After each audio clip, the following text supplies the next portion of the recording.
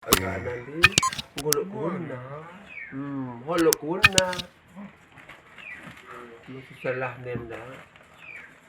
Oh, disemkiaskan. Syederalun, meski berstatus tunanetra, perempuan berusia 50 tahun ini sangat cekatan mengayam tikar pandan. Ia adalah Nyami, penduduk desa Ujung Bawang Singkil, Aceh Singkil. Hampir setiap hari Syederalun, Nyami menganyam tikar pandan yang tergelar di rumahnya dan menjadi penopang hidupnya.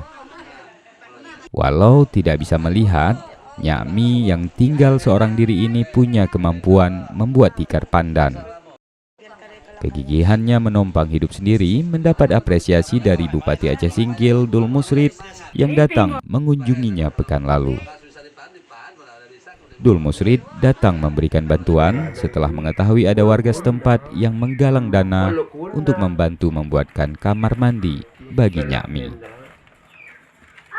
Dari Singkil, Dede Rosadi, Serambi On TV. Agak nanti golok guna. Holok guna.